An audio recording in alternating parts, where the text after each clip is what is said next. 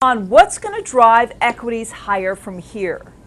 Well, going into this year, we think we started the second leg of this cyclical bull market. We had a lot of uncertainty last year, fiscal cliff questions about the noise over the elections, etc., things in Europe.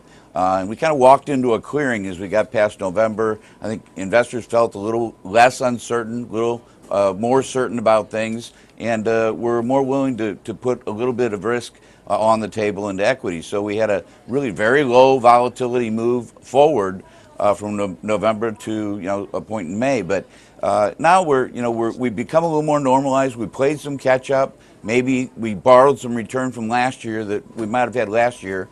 And we're going to see a little more volatility now as investors worry a little bit about the emerging markets and worry a little bit about when the Fed starts to buy fewer bonds. But we don't think that volatility means the end of this market. In other words, we're looking for a 5% increase in earnings this year, and we think as growth continues and spreads to more industries and to more individuals, that PEs are going to rise over this year and through next year.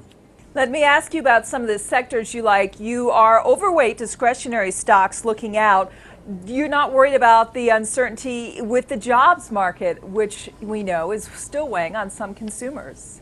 Yeah, the jobs market is coming back slowly. It is coming back, and consumer confidence and expectations have been moving ahead. They've been moving ahead better than investor sentiment, actually, and consumer spending has been moving ahead. And we think that's going to continue to be the primary driver for the cycle for now is consumers. But we also see some of our leading indicators for the industrial segment looking better.